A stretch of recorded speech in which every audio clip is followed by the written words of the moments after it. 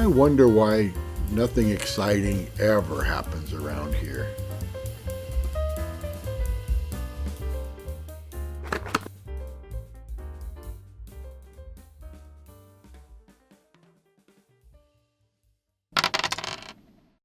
I recently imported these two very large pieces of Morganite, and here in the USA there are some new rules on importing and taxes, so I'm still trying to figure it all out. All I can say at this point is I think it's best to use FedEx and not United States Postal Service for now, or you'll have some additional headaches. But I'm sure that our USPS will get the process worked out soon. This Morganite is not internally perfectly clean, but these pieces are pretty clean and the price was right. One piece is 270 carats and the other piece weighs in at 180 carats.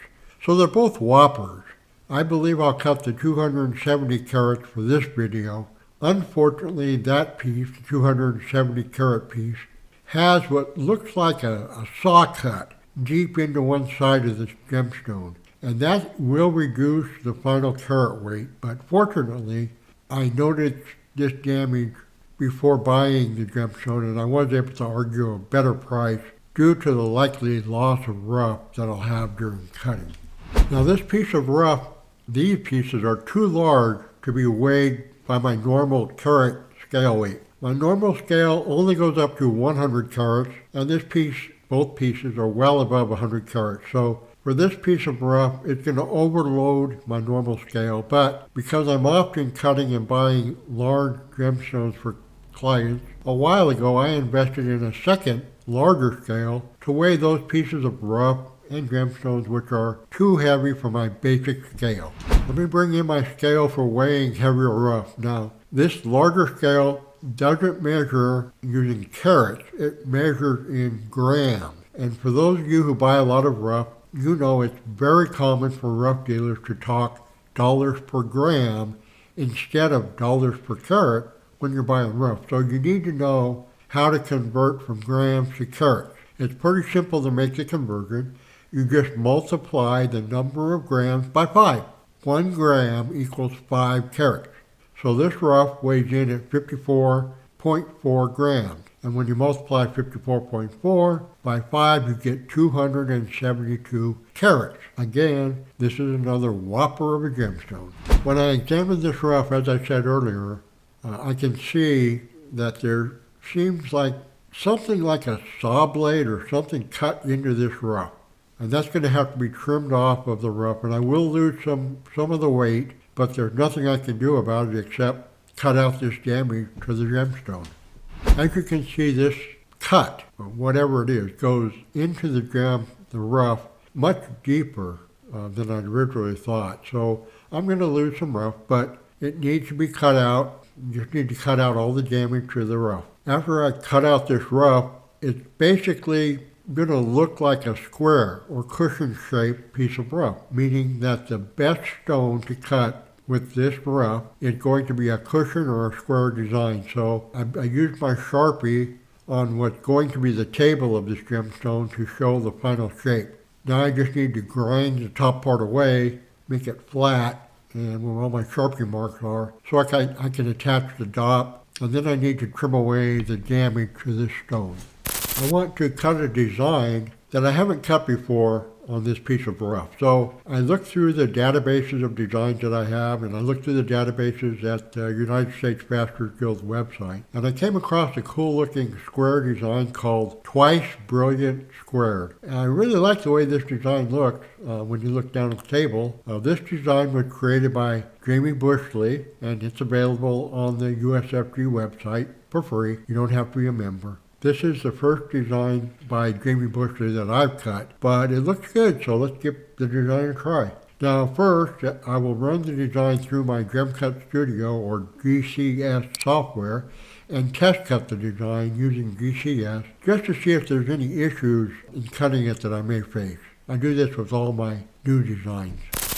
In GCS, there's a tool called Cutting Assistant, which takes you through the design, the cutting instructions, step by step, and it shows you how you'll be cutting with these instructions. Can you spot the issue I may face with the P2 set of instructions? How am I supposed to cut these facets partway down the pavilion using an angle of 40.5 degrees? How do I know where to stop? So later in the cutting instructions, there's a P3 line of instruction that cuts the sides in just to touch the P2.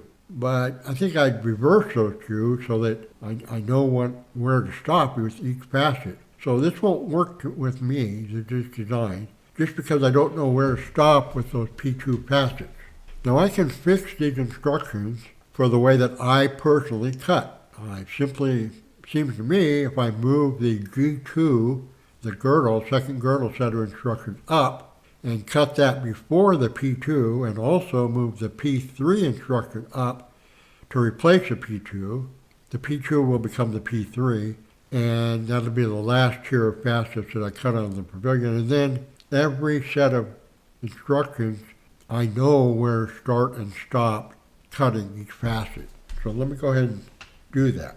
So I've made the changes in GCS, and now I rerun GCS's Cutting Assistant, and now I can cut the pavilion of the design. So the P1, I cut to a center point at the culet, or the bottom of the gemstone. And by moving the G2 and the old P3 rows up, I now know where to stop cutting that old P2 row at a 40.5 degree angled facet. I cut the G2 so the girdle lines up with the 12, 36, 60, and 84 facets or teeth of the P1 line of instruction. And for the new P2 or old P3 line of instructions, I cut the 4 facets there, the 96, 24, 48, 72, at a 69 degree angle, and stop cutting just where these facets touch the G2 or P1 facets. And that's what's called meet point faceting. And then for the new P3 or old P2 line of instruction, I stop cutting just where several of the facets for each of the 4 sides touch the new P2 angle. So everything has a meet point, and that makes it simple for me, no guessing. I really like all the features of GCS. They really help gem cutters like myself, and I'm no expert on using GCS. But I did create a series of tutorial videos on using GCS as I went through the process of teaching myself the basics of GCS. I took all of my GCS tutorials and all the tutorials of anyone else who created something using GCS, and I put them into a playlist called Gem Cut Studio Tutorials. So if you're interested in learning how to use GCS, I recommend these tutorials. Now that we have our gemstone trimmed up and on the DOP, and now that we have a design to cut, we put the DOP into the machine. And since we are cutting a square, we align the 4 sides of our gemstone with the 96, the 24, the 48, and the 72 teeth of our 96 tooth index gear, basically the 4 sides. We lock the DOP into the machine by setting the DOP retention screw, and we're ready to start cutting our gemstone. I started preforming my gemstone with a 120 grit topper, which is kind of a rough grit. This grit moves a lot of material, and I'm only using this rough of a grit because this stone is so large. And the grit refers to the size of the diamond that's cutting. It's in this topper lap. So now that I've finished the 120 grit, I'll use a 320 grit topper and continue to preform the gemstone. I went through the 120 grit topper, then a 320 grit topper, then I used my 600 grit sintered lap, and then I used a 3000 grit diamond on a bat lap. And now I'm ready to polish the pavilion and polishing the bottom half of the gemstone with cerium oxide on a tin lap. I also made sure I left enough space for the upper half or crown of my gemstone, and I do have just enough space. Use the crown to width or C to W ratio, which are shown in the instructions, to determine how many millimeters you need to save for the crown or upper half of the gemstone. The C to W ratio for this design is 0.2, and the width is 20 millimeters. So 0.2 times 20 millimeters equals 4. So I need 4 millimeters of space for the crown at least. But don't forget the girdle. So I allow an extra 0.5 millimeters for the girdle. So that's 4.5 millimeters I need for the upper half of the stone, and I have just enough space.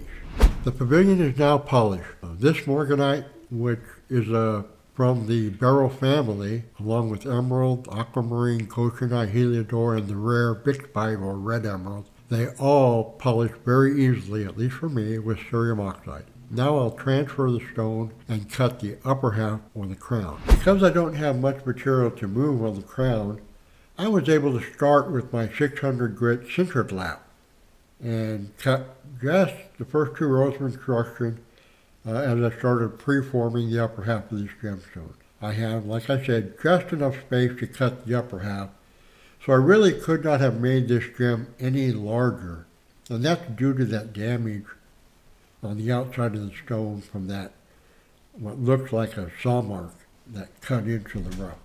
Now I have cut all the instructions with my 600 grit sintered lap, and now I'm ready to move to the pre-polish stage with my 3000 grit diamond on a bat lap. You can readily see the difference between the facets cut with a 600 grit sintered lap and those cut with 3000 grit on a bat lap.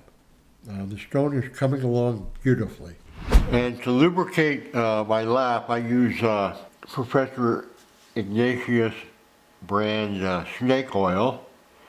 And what I found was when you put a hole in the top of the bottle, I just use a drop or sometimes 2 drops, but what I found was once I put the drops on, 1 drop always ran to the outside of the bottle, which means I'm wasting about 1/3 of the bottle.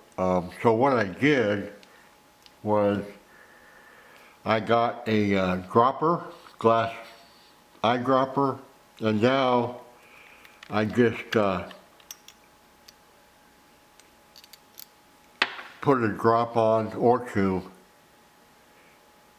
and I don't waste any of the oil. I got this, I think from Amazon, Boom Bomb. It's a 2-pack. So I've still got a bottle that I don't really need. I couldn't find a 1-pack, but the eyedropper seems to save me about 1/3 of the bottle of snake oil.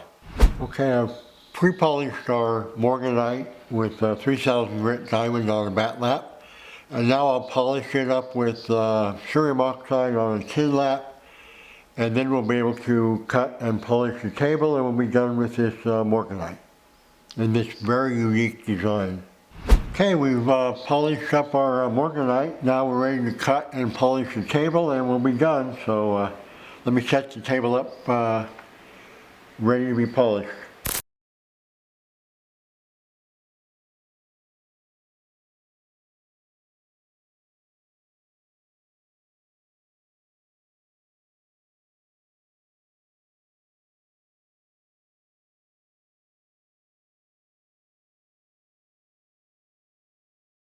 I just cut this large Morganite gemstone into a unique design called Twice Brilliant Squared, which was created by James Bushley. This would have been a much larger gemstone had it not been for the deep cut which was in the rough. But it's still quite a large gemstone.